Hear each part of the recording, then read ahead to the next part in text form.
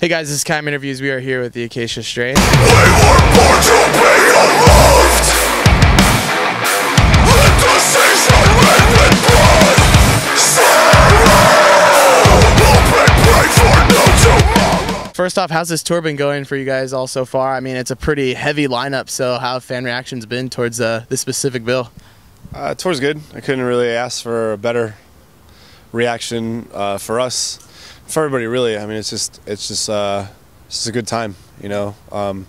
Playing in front of people every night, playing in front of people that I wouldn't normally play in front of, I guess.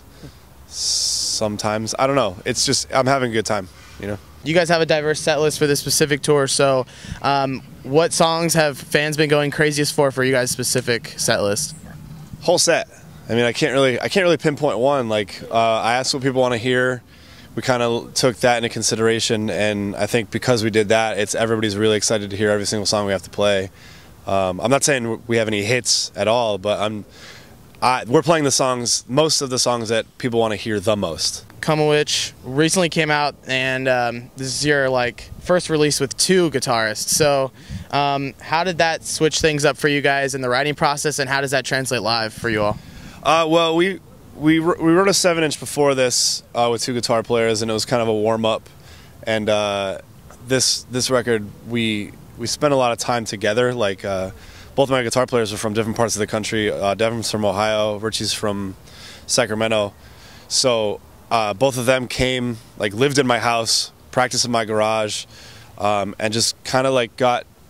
It felt like we were writing a record, you know, 8 years ago, you know, where everybody had input, everybody was really happy to contribute, and everybody had really good ideas, and it was a 20% split across the board. Like, everybody had equal say in everything we did, and live, I just think it adds to the atmosphere and the thickness and the fullness of the sound.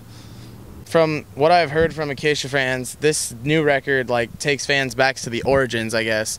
And so why do you think that is, and what did you guys do differently this record from past records that kind of gives people that fans of the older stuff? Well, like I just said, we wrote the record as a band, you know, with the advent of the technology. You know, it's really easy to just have a guitar player be like, well, I'm gonna write guitar parts and send it over to the drummer, and the drummer. But this one, like I said, we were at my house. We were writing in my garage in the dead of winter. Everybody had input, and the last time we did a record like that, it was the Dead Walk, and that's what people are comparing this record to a lot. Is oh, it's like a Dead Walk 2.0 or whatever. But I just think it's just where we're supposed to be as a band. You know, paying tribute to the past, being the Acacia Strain, and still trying to evolve. And it has a lot to do with the fact that we wrote the entire record as a band together, you know, in a very small space, and it would get dark at 4 o'clock in the afternoon, and it would just be miserable, so that definitely helped too.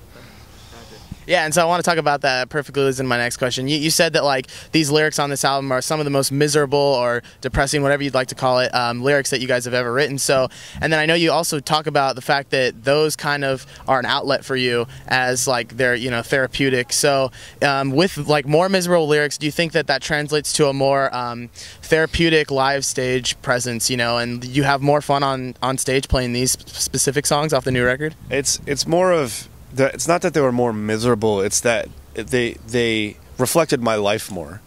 You know, I've been in a weird spot for a little bit, and it had to come out somehow, and I guess it came out in the lyrics. I would wake myself up in the middle of the night, and I would write down whatever I was dreaming about, and I would, try and kind of take everything that was going on in my life and try and, not word for word put it down on paper, but kind of, as a vocalist, it helps use metaphor and not just be this is what the song is about. So I did that, and yeah, live definitely it shines through. I mean, when something pokes at your brain and reminds you of something in your past that happened, you really just want to kind of express it fully.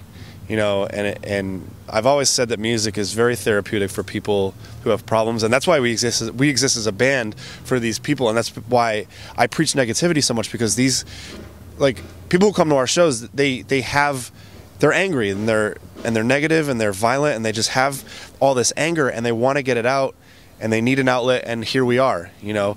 And so they're beating themselves up and they're beating the shit out of their friends and their peers, so they don't go on a shooting spree, you know, so they don't go, you know, they don't run away from home. They have somewhere to go where they feel safe, where they feel like they can express themselves freely, and it's kind of a give and take thing between the band and the audience. And they help me, I help them, and I appreciate every second of it.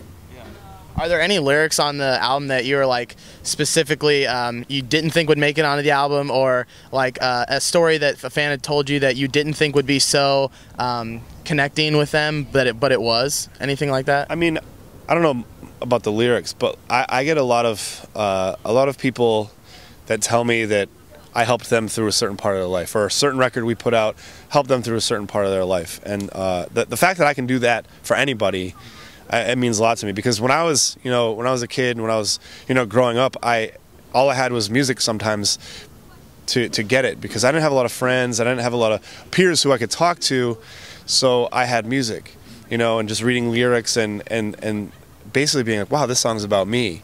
It really helped me get through those formidable teen years, and even through my early 20s, and still to this day, like, I'll put in a record and I'll be like, holy shit, like, I get it, I understand this.